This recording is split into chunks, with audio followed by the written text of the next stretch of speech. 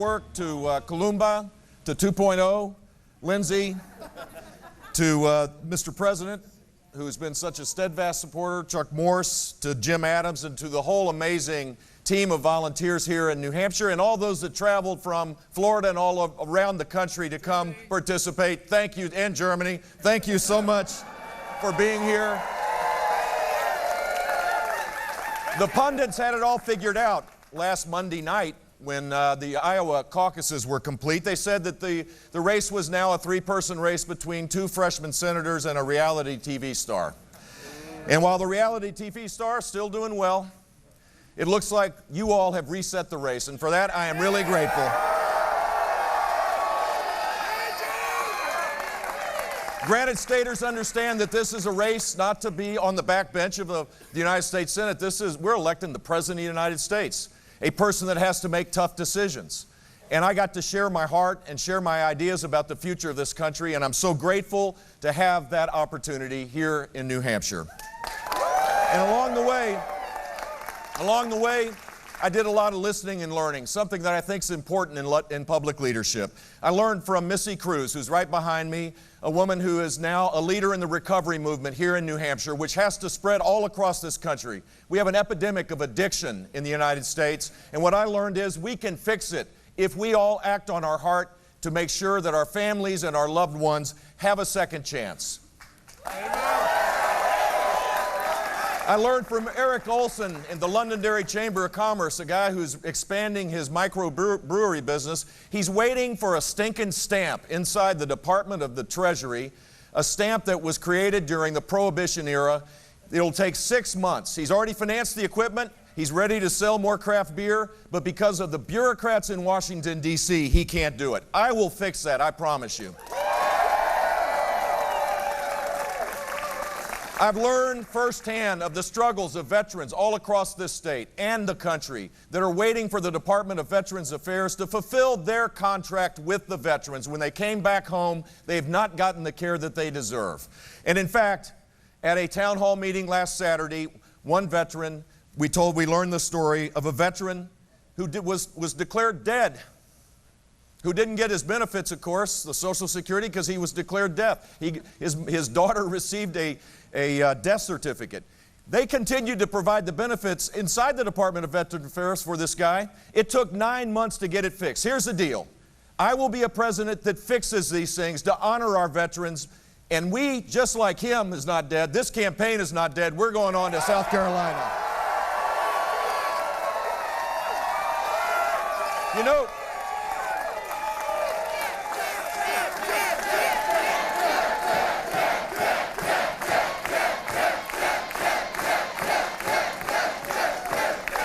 I know how to do this because I was a conservative reform governor in the state of Florida, the largest swing state, where we cut taxes $19 billion and led the nation 7 out of 8 years in job creation.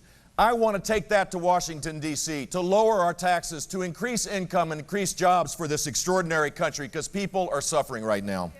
In Florida, we shrunk the state government by 11%. 11% because I took on the powerful public unions. We need to do that in Washington, D.C. to fix the mess there as well. Washington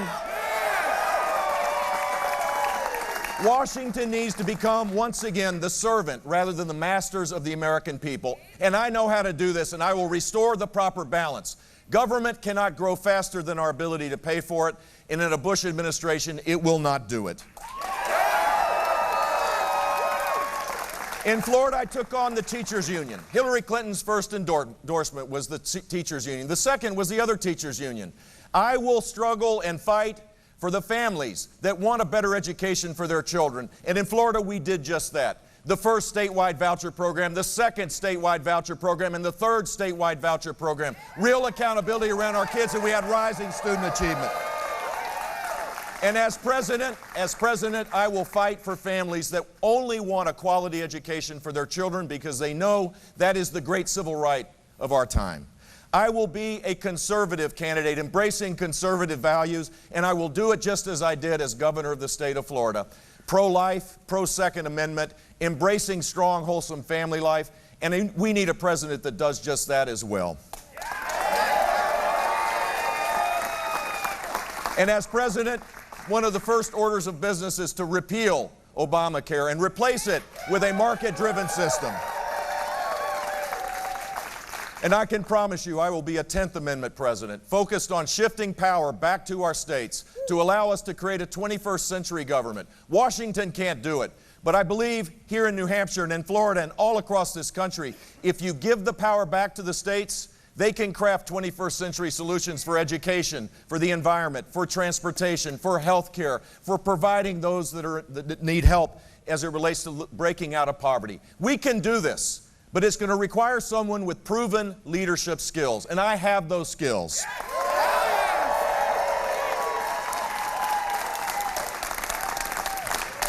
We also need someone that can defeat Hillary Clinton in the fall. And for that matter,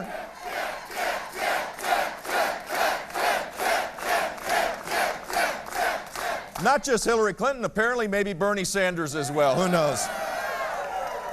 Here's the deal. To beat Hillary Clinton, we need someone totally transparent, who's released 34 years of tax returns, who provides 340,000 emails for people to see, whose life is an open book. I'm proud of the life I've lived, and I've been vetted more than any candidate.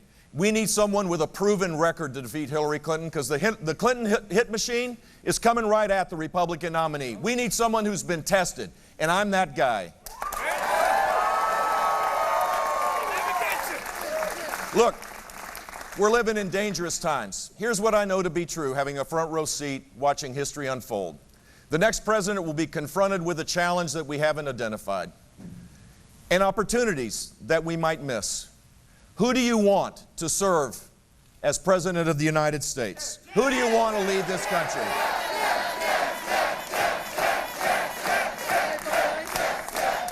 Do you want someone like Hillary Clinton or Donald Trump that'll pursue their ambitions at the expense of service to the people that truly need the help? Do you want someone that organizes their life by dividing us? Do you want someone who suggested that their enemies are the Republicans, people that disagree with them? No.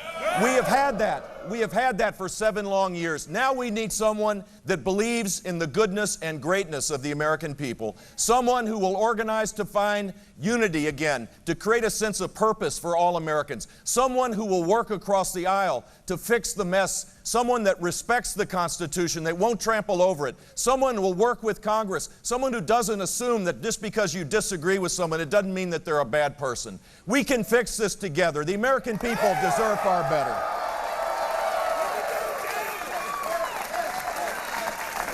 We need a president with a steady hand, with a proven record, who has a servant's heart, who doesn't believe it's all about him.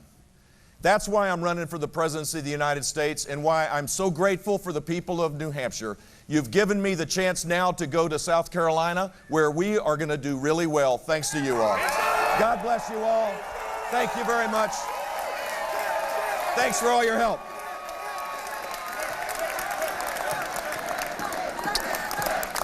Thanks, guys. Thank you, man. Jeb Bush earlier this evening in New Hampshire.